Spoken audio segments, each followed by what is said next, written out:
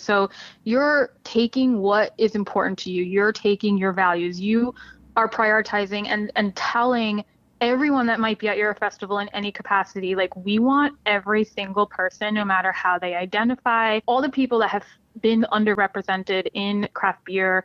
We want you all to feel welcome, included, safe, completely, on equal footing here. Like, you can feel secure that you're going to have a good time here.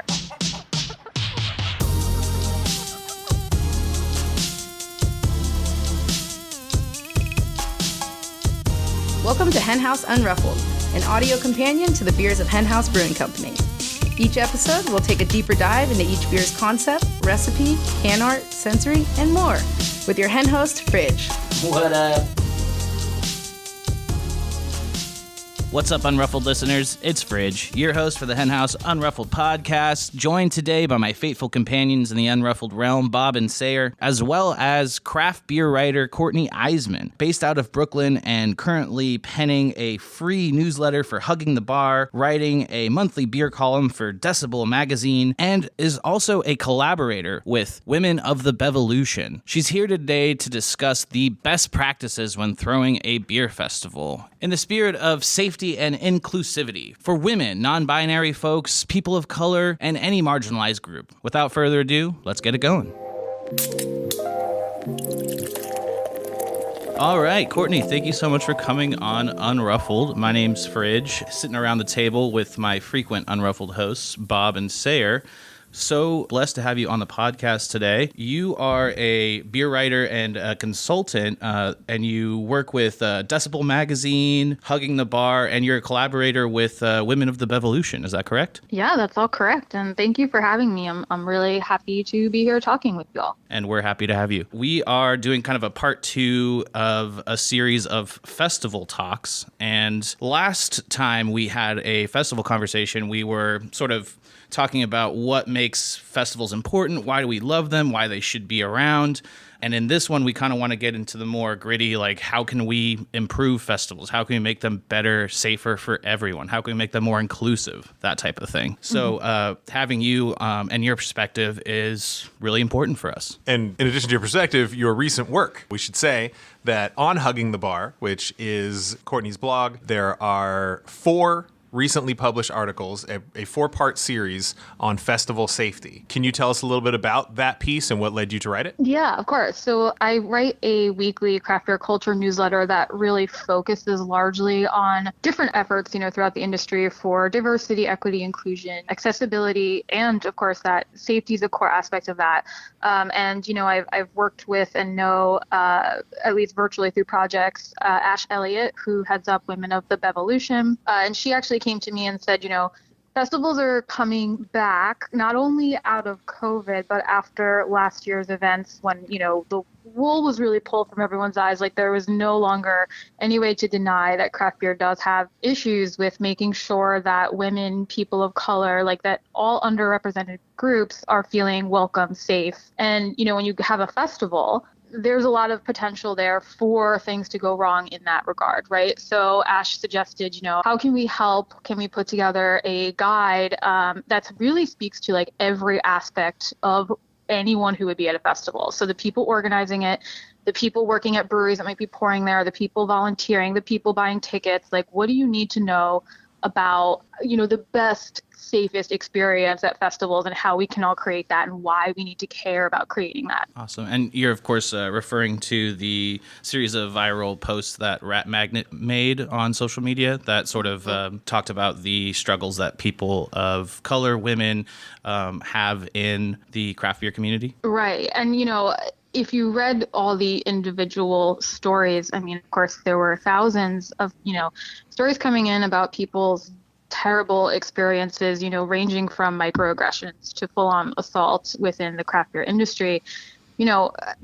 A lot of them took place at festivals, whether it's people who actually work in the industry or people who are just part of the community. Festivals have that party atmosphere, and that's what we're all there to enjoy, right? Like, we all want to be able to have fun, but you get a lot of people together. The alcohol is more sort of free-flowing than it is in a lot of situations, and when you don't have any, like, built-in systems for preventing things or responding to things that do go wrong, things are going to happen. And I think too much was going on for too long that wasn't being actively and directly addressed. Absolutely. So if you could pinpoint a few points that would be useful for specifically event organizers to consider when they are trying to put on a craft beer event, what would you say? I think, I don't know if you want to talk here about, what to consider, what you want people to be able to feel or actual measures, because they actually go hand in hand. Because, you want everyone to be able to come to your festival, whether they're working it or coming as a ticket holder, and not be every time you leave your house, you're you have common sense about you, you're thinking about your position in the world, and you're not, I'm not saying that no one should go to a festival having to even think about any safety in any way. The difference is that, when you speak with a lot of women who go to beer festivals and you hear the planning that goes on about I look at, to see where all the exits are and the strategy. And it's just not something that all groups have to do, right? I think, I don't want to speak for everyone and don't want to generalize, but I think a lot of straight white guys going into a festival maybe aren't having very organized buddy systems, and I'll call you to let you know where I am. So it's when you're an organizer, think about how to create this sort of situation where no matter who you are going to walk in and you are going to feel seen. You're going to see people that make you feel represented and included and welcome. And what does that translate to in terms of tangible measures? It means making sure that you have a diverse group of volunteers and workers, making sure that the breweries pouring at your festival are diverse, and vetting those breweries, right? There's been a lot of issues with festival organizers bringing breweries onto the bill that were still, there were open allegations against them that hadn't been addressed. You should have a code of conduct that should be easy to find so everyone knows you are prioritizing safety and inclusivity. And the breweries pouring at your event should also have codes of conduct, and everyone should be signing on to these shared values, right? That's probably the most important first step. And then beyond that, the way to make everyone feel really safe and welcome is have safe spaces where people can go and chill out if things get to be too much, or if something does happen, there's professional trained people there that they can speak to and figure out next steps. There's a reporting system that's clearly marked with QR codes so that people can anonymously, go on their phone, report immediately if something happened, decide how they want it to be handled. And then your event should also have systems in place to respond to those needs. And there should be, safety advocates, and not just a security team, but volunteers that are walking around making sure people just generally feel okay. And I think when you make it known that your event has all of these measures, that's when really everyone can feel good, confident, safe. I'm going to go to this festival and I'm going to be able to have a good time. I love that. Yeah. I noticed that you began that reply the same way that you began the 4-part series, kind of with a series of stories or examples or anecdotes or experiences. That was already on my list of asking you what the consideration of presenting things in that way. Because I do think it must suck that any time, a woman wants to make a point about relative safety in these environments, they have to kind of rehash a laundry list of shitty experiences. But I can tell you, it is effective. I did find myself being man, and I consider myself a pretty thoughtful guy. And I'm I don't think I've ever considered the exits at a big beer festival. How would I get out of here if someone was really making me uncomfortable? That's just not something I've ever thought. Is that part of what informs you specifically in your writing, opening these things that way with the kind of firsthand experiences? Yeah, it's part just sort of I look at that as just, responsible reporting. We want to ground this in fact. Of course, with these cases, we want to do that with extra sensitivity. I'm obviously really, really grateful to anyone who is willing to talk to me, because as you pointed out, that is rehashing painful experiences, trauma in certain cases about these things that happen. And what I look at that as, when someone's willing to do that, is extreme.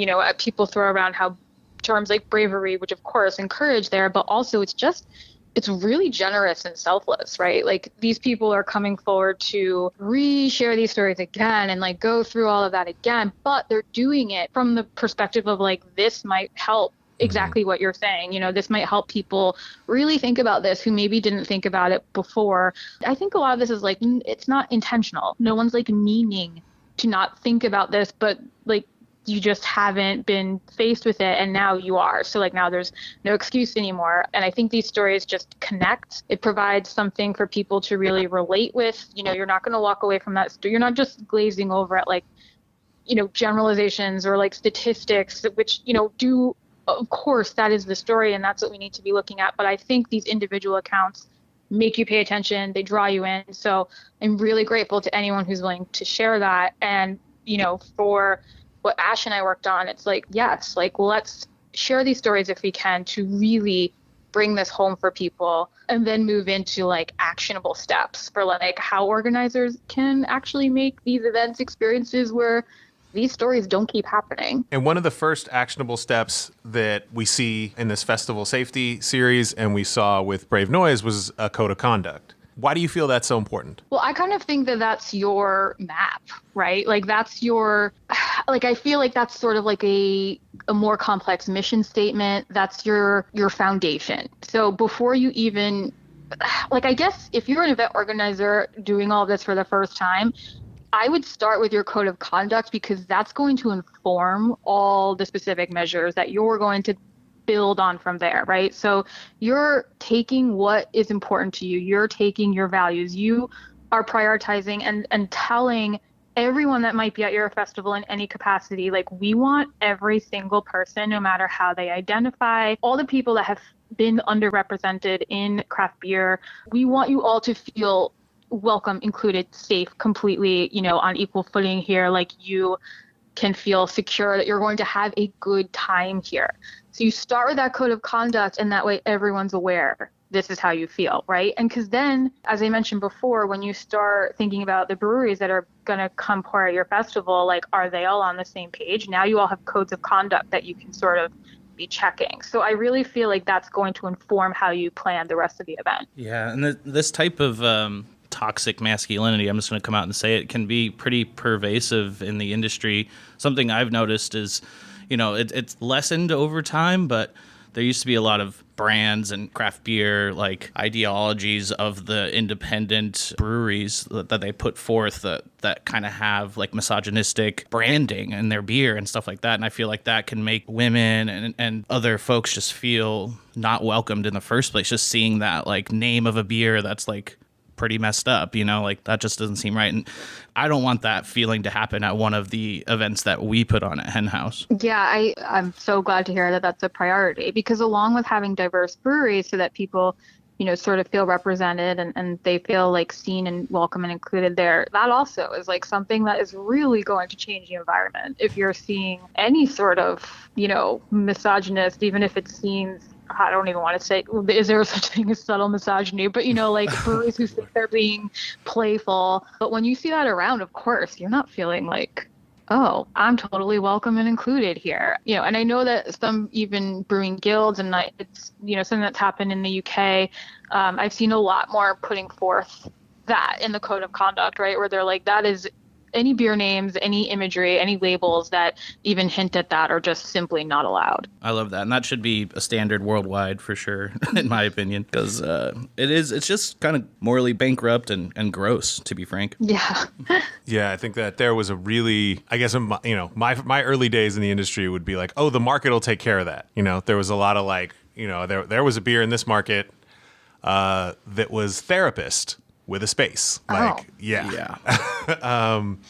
And I remember when that happened, and I was just like, even this was, more than a decade ago, and I like was kind of taken aback by it, and again, this may well, or almost certainly had to do with who I was surrounded with at the time, but the kind of thing was just like, oh, well, fuck them, and like, we're never going to buy their beer again, and like, problem solved, which I think is obviously misguided and kind of like falls short of the responsibility of like, I think like a company like HenHouse absolutely gets the like, leave the beer industry better than you found it piece when it comes to beer quality, right? The festival We're So Happy is returning is an attempt to be this huge educational event about checking the date on your beer, right? And if we do that and we succeed in that and more people care about beer freshness, we have left beer better than we found it in that one very specific way.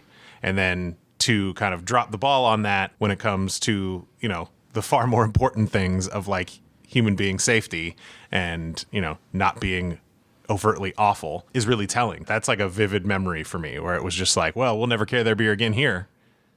And that was kind of the end of that discussion, as opposed to being like, this has no place in this beer future we're trying to build. I've never heard that story before. I am falling apart over here. Yeah.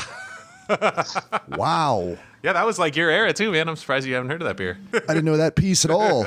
Yeah, I mean, hospitality is like one of our North Stars, and you can't really be hospitable if you're not creating a space for everybody, Well, I always say, like, beer is for everyone.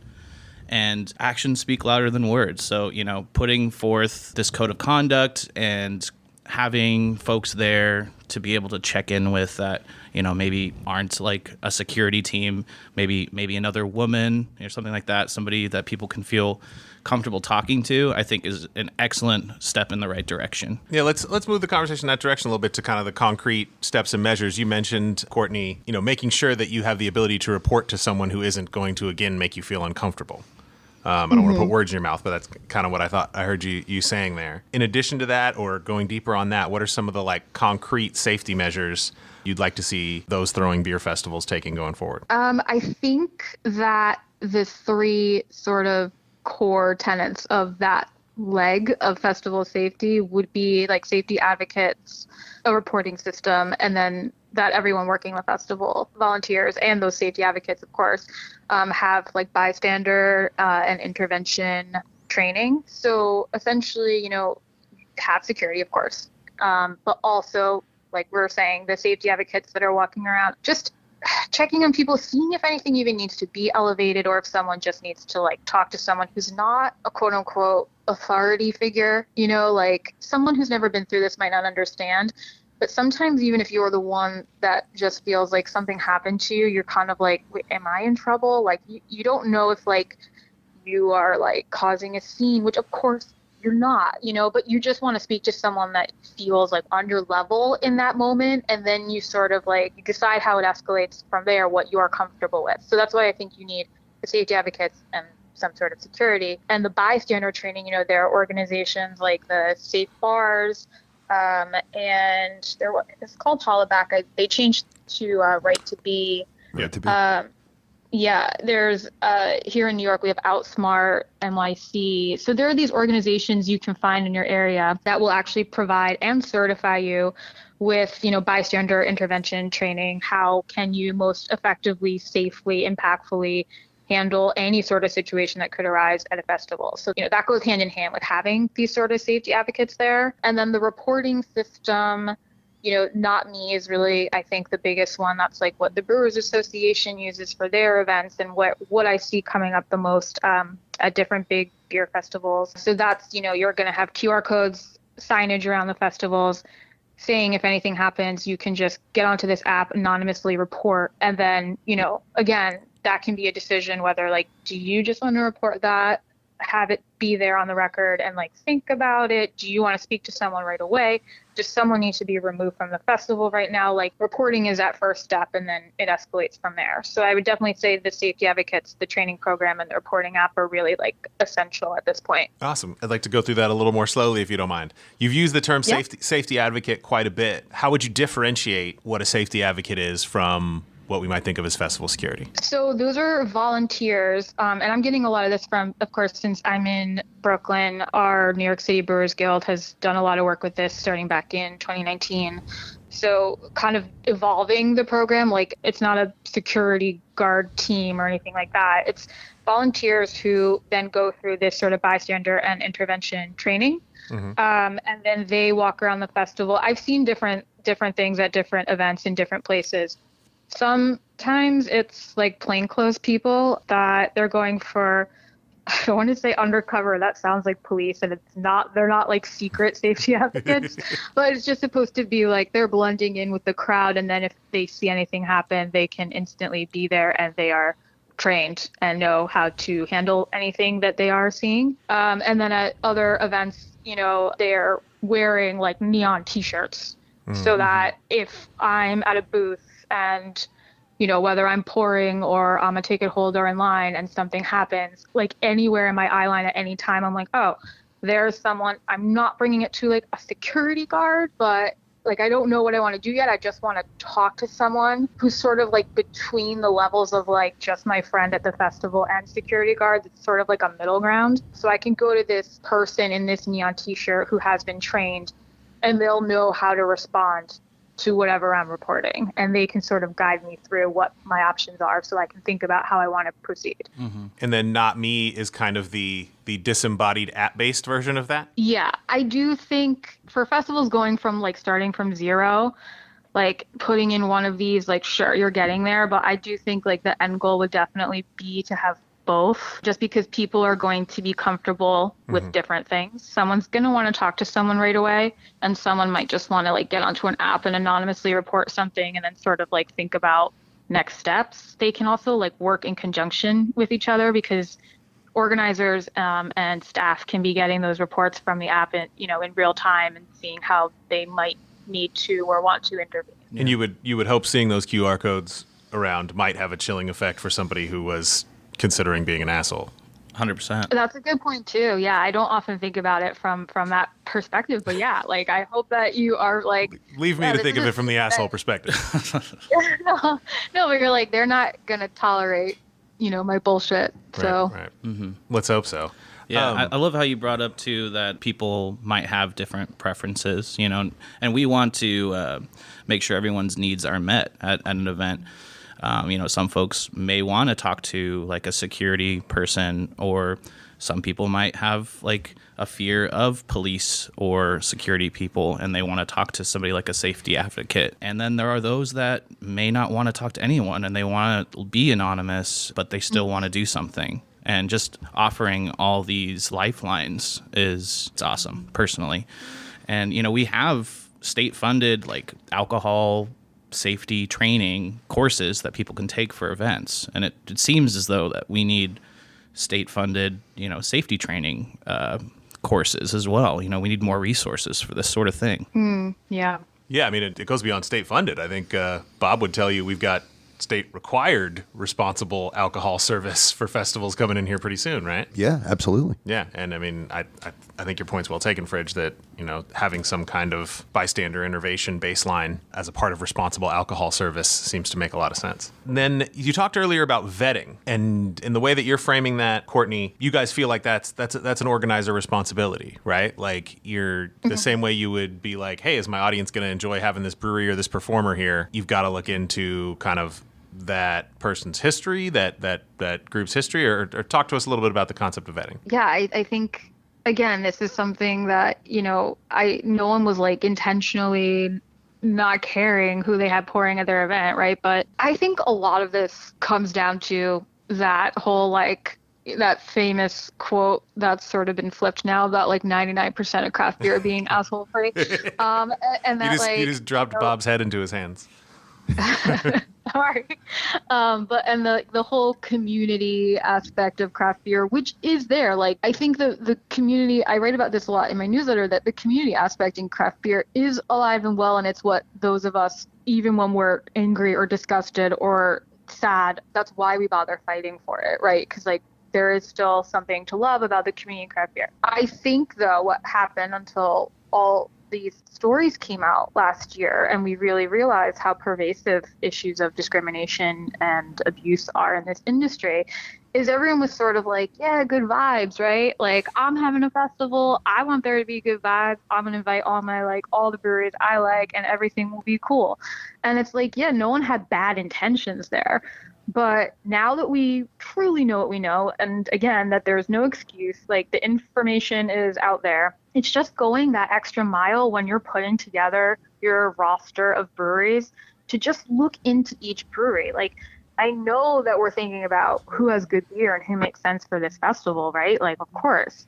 But there's over 9,000 breweries in the country. And of course, that pool narrows with like who can logistically be there. But I'm sure you still have your choice from there to get breweries who have fantastic beer that makes sense for your event and also are good people that you're aligned with regarding values. So, you can just do like a light dig on social media and stuff comes up, like what's been written about them in the press. And of course, you might even, have deeper personal relationships with these breweries, so you might know already. But if you don't, You can easily find the information. And when all else fails you should be doing this anyway, what's that brewery's code of conduct? Because codes of conduct are not just for events, right? Like they're living things that like a brewery should have for their employees, that they should have in the tap room for their patrons. So like, does their code of conduct line up with yours? If they don't have a code of conduct, like now you should be asking questions, just doing a little background research and looking into that code of conduct. I've even talked to some event organizers who the breweries participating have to sign off on the event code of conduct. Like people are kind of putting in concrete steps to say like, hey, we're all on the same page, right? Like we're not going to find anything out that like you're just like in blatant sort of contradiction with our anti-discrimination value here. That kind of makes me want to ask about retribution,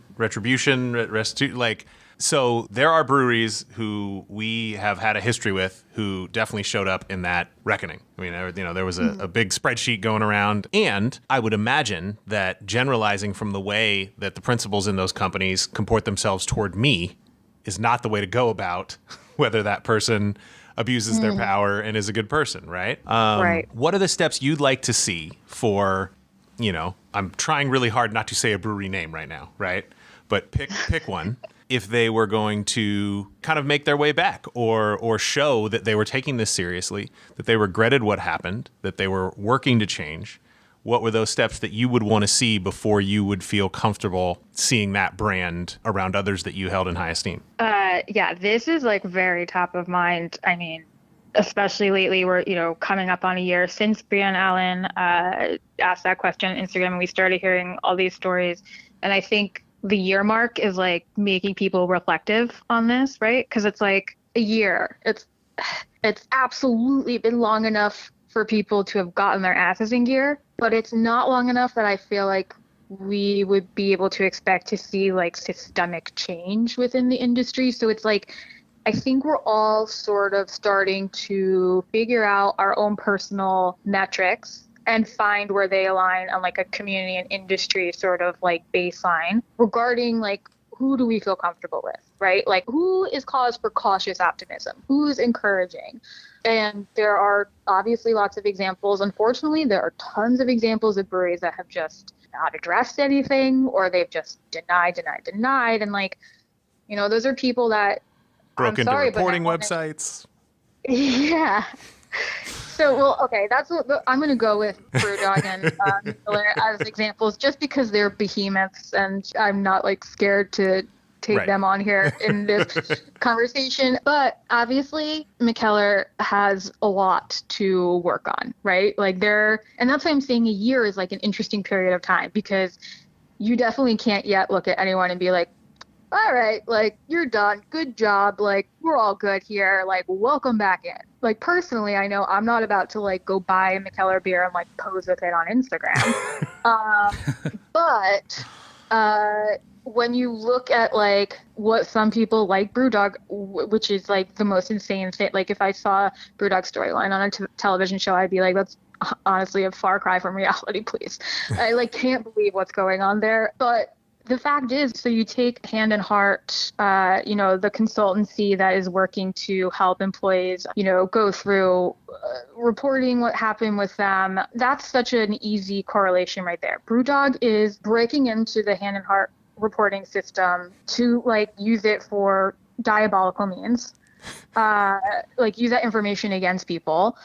And Mikkeller, like, they're working with Hand and Heart, right? So I just take that as, like, that's what we want to see. And I was actually just texting last night with someone about Mikkeller's Beer Fest is coming back this year. And everyone was like, that was such an uproar last year. With breweries, we were kind of like, these breweries should be pulling out. Like, they haven't addressed anything. Like, why are you pouring at their festival? So everyone sort of did, like, a head spin when you see the dates for this year. It's like, well, I know that they are working with Hand and Heart. That's cool. What are they doing for the festival? And I have to say, like, their code of conduct, like, again, it's bringing up cautious optimism. I'm like, okay, like it's a very comprehensive code of conduct. They've implemented a lot of measures. Like, they've really, really spelled out, that they are not going to tolerate any sort of discrimination. They are prioritizing inclusivity, access, safety, welcoming all. So I'm like, okay, like, I think that this is like, like, I don't want to like go too far, but like, I think I can like cautiously say that like that's an example to be looking to. Well, I mean, you like not to like crazy oversimplify what you just said, but like the first step towards repair would be stop doing the bad shit and start doing the things you need to do to fix it, right? And we've got an example in those two breweries of one who clearly, if you read the news last week, has not stopped doing the bad shit. Right. So that's They're doubling down, right? I'd say. Exactly. And then one that at least there's some things you can point to where it's like there's an effort being made here, right? I think when you talk about a year being actually not a very long amount of time, because we're talking about like kind of a history of behavior here, right? Like it takes you had a long history of bad behavior. It takes a long time to get people to understand you as behaving differently. Yeah. Right? And Forgiveness takes time. Yeah, because I do think that's one thing that our CEO has like imbued me with a little bit of, like we're not going to do this festival, we're not going to work with that, we're going to like turn our back on it. Like sometimes that's absolutely the right thing to do, but I do think it has very little impact, right? As opposed to like going or showing up somewhere and modeling the right thing or better behavior. Hopefully the contrast will be stark, right? Like in the example we were just given, right? Like hopefully that if you want to point to Brewdog as behaving really badly, potentially you could point to McKellar, a very similar organization in history and concept that it appears is taking some corrective steps, right? And without, not that you would need the counterexample to know that you're not supposed to break into a reporting website. But something else Colin always says, it's like common sense not to be an asshole, like just theoretically. So because I do feel like we need to bring some fun into this conversation, just because I feel like this is typically a fun podcast, and poor Courtney doesn't realize what delightful scamps we all are. But before we do that, the last section of your 4-part series was really, really useful to me personally in drafting a code of conduct for the festival, in talking with our organizers and our security people and trying to develop safety advocates and the ways that we're going to run this thing. It was something that I'm so glad you did. And I would love to strap to almost every social justice how-to thing I have ever read. It is a litany of resources. And I don't know that I have a question other than to say thank you. And I know how annoying the vetting and organizing of information like that can be. But I can tell you, both from sitting on the DEI committee at the Brewers Guild here, that is work that like people have wanted to do for a long time, and it just takes a lot of time.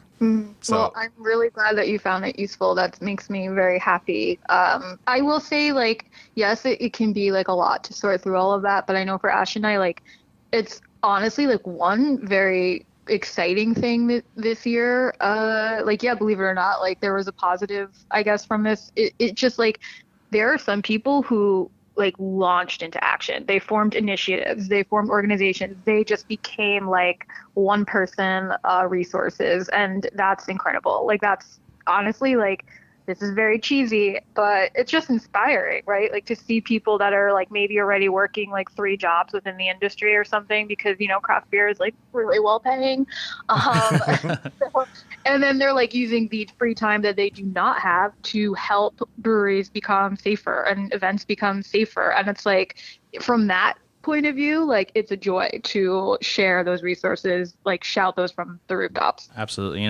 Things that are worth doing, they take hard work, and it's worth it to put in that work to make a better future for everybody. And, there are plenty of beer podcasts that will take their shots at the BA, and we are not typically one of them.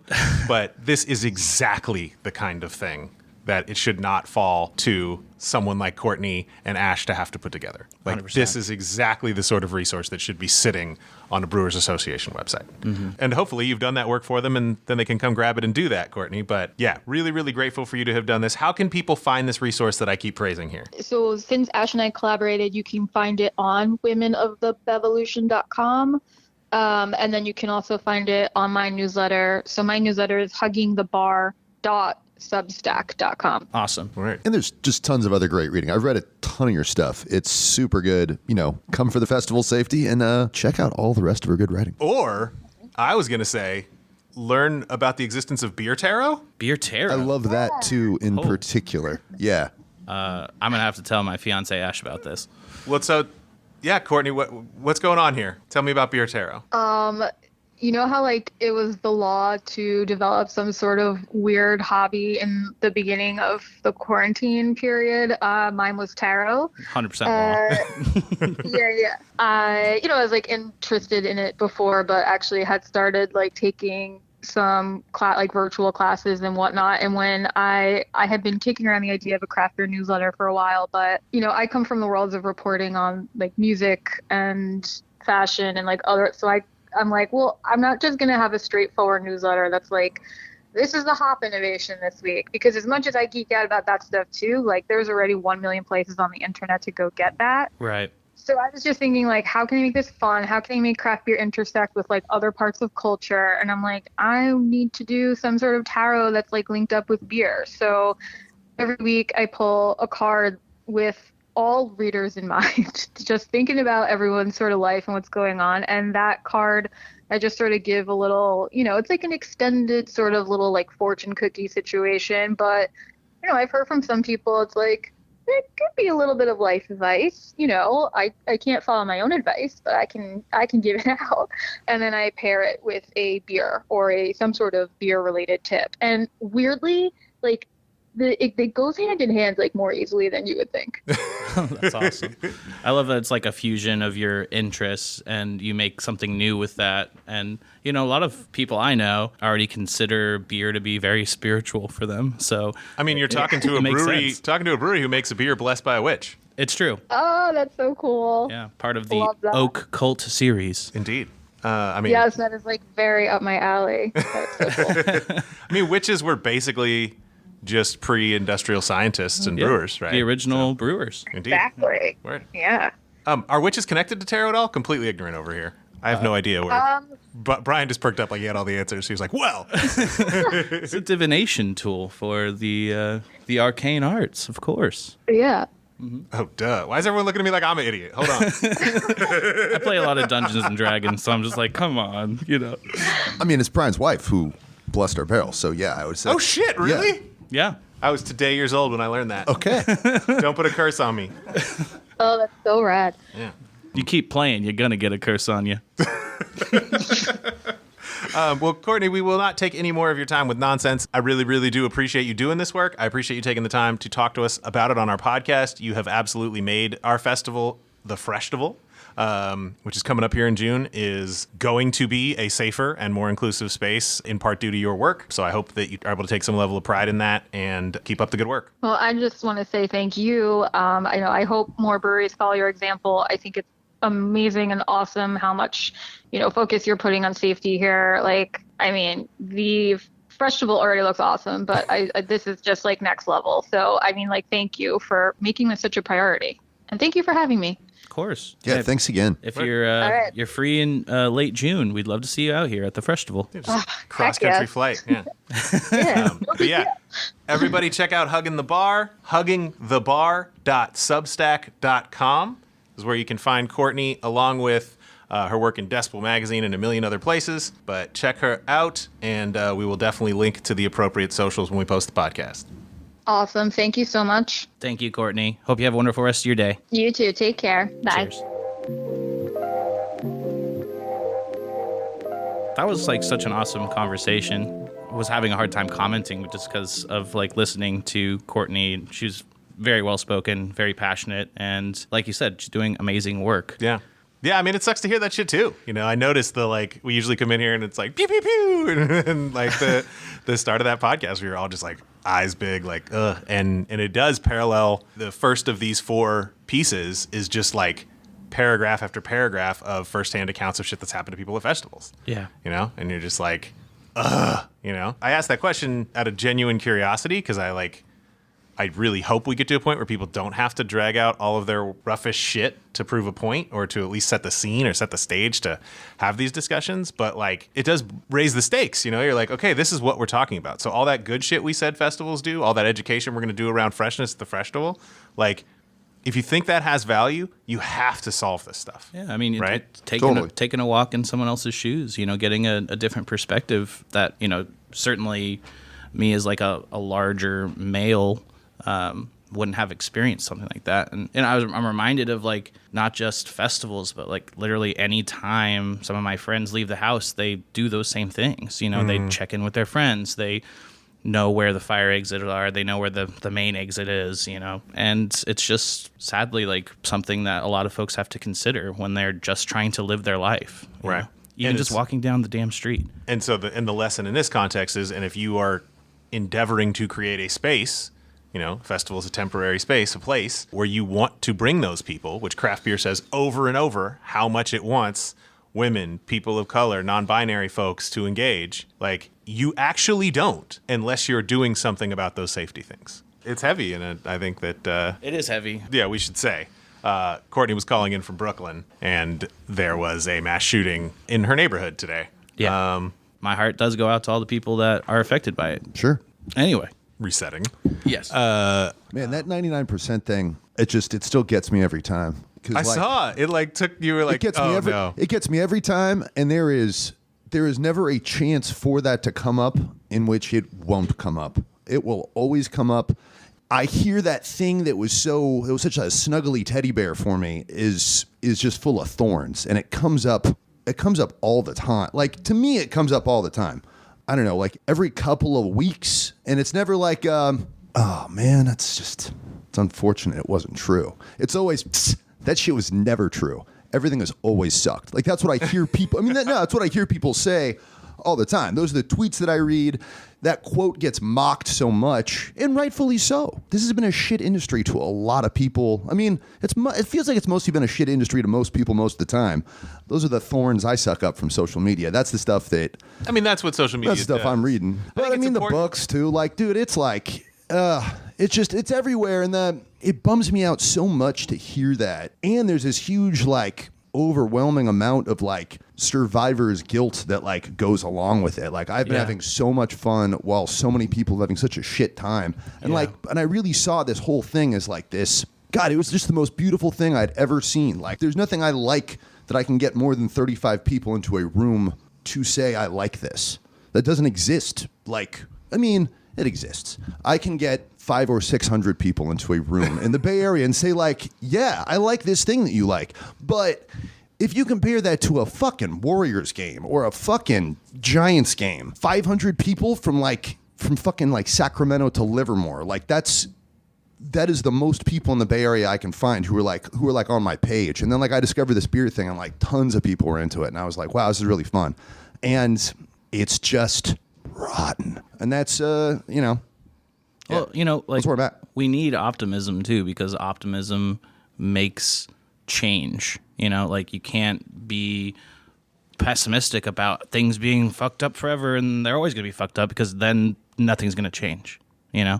Sure. So you do have to look at the silver lining, in my opinion. You have to look at the good stuff too. So I do think the like 99% asshole free, is that like a Sean O'Sullivan quote originally, or Sam. It's Sam originally? And like that big, like, I am a brewer video. Like, fucking feel that shit. I know the I am a brewer felt video. Felt that thing. shit.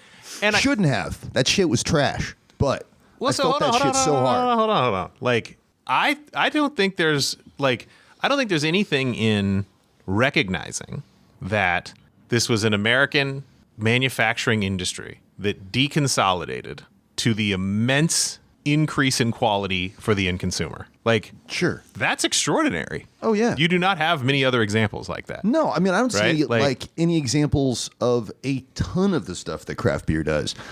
Like, where's that fundraising wrench from Craftsman that's gonna like help people out? Like, where's that great like Coca-Cola Campbell soup collab? Well, so because right now you're talking about monstrosities, right? Like, there might be a local hardware store that does some cool fundraising, and we took this thing beer, this thing that's incredibly easy to make, that was more consolidated than airlines, and we turned it into a bunch of small companies, or we turned 30% of it into a bunch of small companies, right? The same way, like, part one of this conversation, I don't think is in any way negated by part two. It necessitates part two. Sure. Right? Sure. Like, I think that's a big difference there. I think the like, oh, you're a fool for thinking that, like, there was a bunch of nice people in this industry. But I mean, that's the line. That is the line. Then sure. And like, I'm happy to have a conversation with anyone who thinks I'm a fool. Like, it's funny that I thought that was Sean and it was actually Sam. Like, Those are two very accomplished, very talented people who are kind of corny. Sure. Like that's kind of a corny statement. It's kind of an adorable little corny statement that was probably the appropriate marketing thing to say at that moment, when the marketing for someone like Sam really was, I'm a person. I'm Sam Calagione. I made this beer, and that's how I differentiate it from almost all the other beer you're used to, right? So it had a marketing utility. It probably made him feel good to say it. It probably was like a fun little charming thing to say. The fault is in making a bunch of meaning out of it. Right? Like words, meaning, things people say. But you know what I mean? Like there was probably also someone saying something very different at the same time, and everyone liked the way that what Sam was saying felt, so we coalesced around that. Well, that sucks. We did a terrible job. That sucks. That's just awful. Right. That's just awful. And we are having the reckoning for that fact right now. And that's where we are, and I think what we do next is really important. Sure. And I don't know if much is accomplished by being like, what a fool I was. Like this, like it's okay to have that moment, then tell me what you're going to do going forward that's different, right? And I don't think there's anything from part one of this conversation about beer festivals being a place where you could learn that you're supposed to check the date on your beer, for example, that you could learn that there's a million tiny companies around me making this still pretty damn affordable, delicious drink, and I don't need to buy it from some massive multinational that's going to suck all the profits out of my community. Yeah. I've been ignorant to that fact, and that has changed. And now I also know about all this other stuff. Mm-hmm. I'm not ignorant about it anymore, so it's time to make a change, Which is a collection of small, fairly unspectacular steps, like a code of conduct, like having these safety advocates, like making sure that there's diverse purveyors at your events, like all of these little things that all of them are going to sound insignificant by themselves. And if this massive industry with a bunch of different operators all starts taking this advice and taking on these best practices, like that is how you change an industry. There is no other way, right? There is no like from on high, snap your fingers, this industry has changed, this industry is better now. It's going to be a messy, chaotic process of a bunch of little attempts, failures, and changes. For me, this is our listeners are listening to our process with that, right? Yeah. Like, because one way to do is be like, whoa, this shit was really fucked up. Like festivals are this potentially dangerous thing. Like we're going to back away from it, right? And we're just not going to do that anymore. That is one rational response. Sure. And because of everything we said in part one of this conversation, like we'd be giving up a lot to do that. We'd be giving up this place where we've genuinely, like Bob probably more than anyone, has turned the light bulb on for dozens, if not hundreds of people at festivals over the last like several years. Like I've watched it happen, right? And like I'm hella grateful to the person who did that for me, a million years ago. Like I'm hella grateful. You're hella grateful to Brian Hunt for taking you aside and being like, this thing's special. You should do this thing. Love right? you, Brian. Yeah. So I do think festivals can offer that space. And in order to do that for everyone we'd like them to do that to do that on behalf of, they have to change, right? And that's what this conversation's about. And hopefully in part 3 of this conversation, we can talk about some of the people we are bringing into the festival, some of the policies we're bringing into the festival, some of the things we're doing to hopefully make it an example that people can point to when they want to be like, yeah, we're going to make a festival. We're going to make it like that one. That's what I'm trying to do, Yeah, I'd be proud if that was what ends up happening.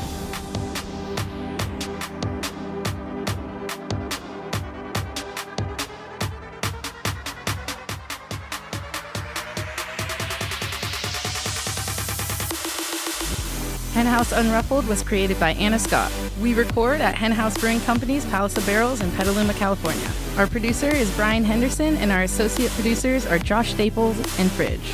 The music you've been listening to was written and performed by our San Francisco account rep McLean from his album Speechless and Speechless 2, which you can find on Apple Music, Spotify, Tidal, and anywhere one finds dope music. If you have a question or comment about this or any episode of HenHouse Unruffled, please let us know by calling 707-347-9425 to leave a message. You can also send an email to podcast@henhousebrewing.com. For more information, visit www.henhousebrewing.com or stop by one of our Bay Area tasting rooms. The voice you've been listening to is Imani Russell Black. Please listen and drink responsibly.